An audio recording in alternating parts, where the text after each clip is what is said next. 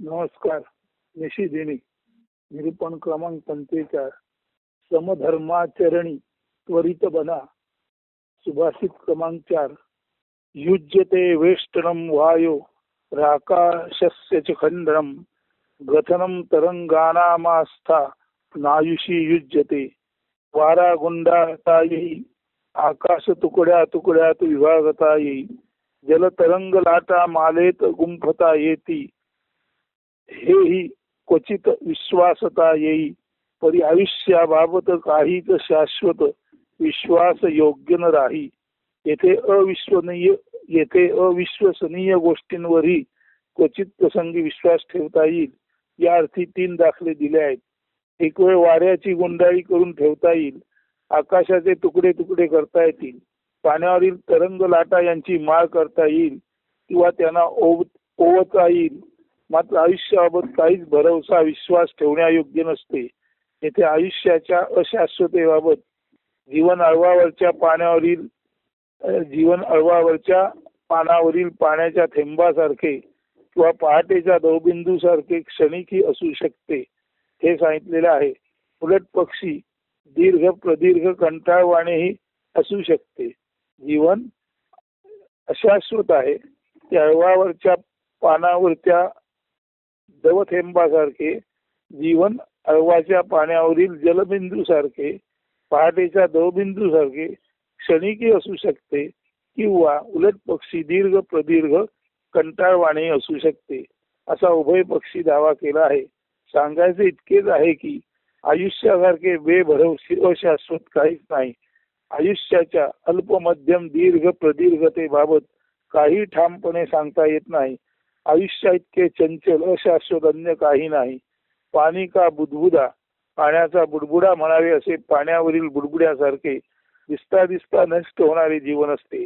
पाण्याला जीवन म्हणतात आणि मानवी जीवन सुद्धा म्हणजे पाण्याला जीवन म्हणतात आणि मानवी जीवन सुद्धा पाण्यावरील बुडबुड्यासारखे म्हणजे जीवन अशा अर्थी पाण्यावरील बुडबुड्यासारखे चंचलच असते. हे ध्यानी घेऊन अकालो नास्ति धर्मस्य जीविते चंचले सती अरस्नात्वा संध्यामुपासित असे म्हटले आहे. जीवन अति क्षणभंगूर चंचल असू शकते हे लक्षात घेऊन सर्व माणसांनी उत्तम नीती धर्माचरण मार्गच सदैव अवलंबावा. उत्तम चांगुल वागण्यासाठी मुहूर्त शोधत बसू नये. आजचे उद्यावर परवावर अशी चालढकल कधी करू नये. नेहमीच वचन आचरण यामध्ये समत्वाची दृष्टी व समवर्तन असावे. भेदाभेद अमंगल असल्याने असे विषमतापूर्ण आचरण कधीही न स्वीकारणे हाच खरा धर्म होय. या समधर्माचे आचरण जशी आपण रोज आंघोळ करतो, देवाची स्तोत्रे म्हणतो, देवपूजा अर्चा व देवाला कृतज्ञतेने अर्घ देतो, तितक्याच किंबहुना अधिक निष्ठेने नित्य निरंतर करणे आवश्यक आहे. हर पल हर क्षण समत्वाचे वर्तन हाच खरा धर्म. याचे अवलंबन आज नको उद्या असे म्हणू नका. जीवनाची चंचलता लक्षात घेऊन उत्तम धर्माचरण अगदी आत्ताच या क्षणापासून लगेच आणि कायमस्वरूपी स्वीकारणे अगत्याचे आहे. वानर म्हणतो उद्या घर बांधू असे म्हणू नये. रात्री झाडाच्या फांद्यावर ढोलीत राहणारे वानर किंवा माकडे म्हणतात उद्या उठल्यावर आधी घर बांधतो. मात्र उद्या उजाडताच उड्या मारणे सुरू होते. घर तर कधीच बांधून होत नाही.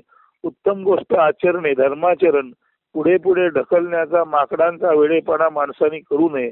नरसे नारायण व्हायचा असेल आणि पुन्हा मागे फिरून वानर किंवा माकड व्हायचे नसेल म्हणजे उच्चगती नव्हे प्रगती साधायची असेल तर या बेभरवशी आयुष्यात ताबडतोब त्वरेने धर्माचरण मार्ग अनुसरावा. हाच या सुभाषितातील दैवी संदेश. तुम्हा आम्ही हाच या सुभाषितातील दैवी संदेश तुम्ही आम्ही नित्य आचरणायोग्य असा तो नीट समजून मार्गस्थ व्हा. जीवन चंचल आहे. त्या कारणाने उत्तम वागण्यासाठी मुहूर्त शोधू नका आणि ताबडतोब समवर्तन सम आचरण समवचन आणि सर्वत्र समबुद्धीने वागा. हाच या सुभाषिताद्वारे दिलेला संदेश आहे. म्हणून याचं शीर्षक आहे समधर्माचरणी त्वरित बना. आणि हा श्लोक लक्षात घ्या. अकालो नास्ति धर्मस्य जीविते चिंतने सती अरस्नात्वा संध्यामुपासितो धर्मासाठी, चांगल्या गोष्टीसाठी वाईट काल चांगला काल असा नसतो, मुहूर्त शोधायचा नसतो. जीवन चंचल आहे समजून उत्तम धर्माचरण ताबडतोब करा, असा याचा संदेश आहे. अस्तु. धन्यवाद. सुप्रभात. सुदिन.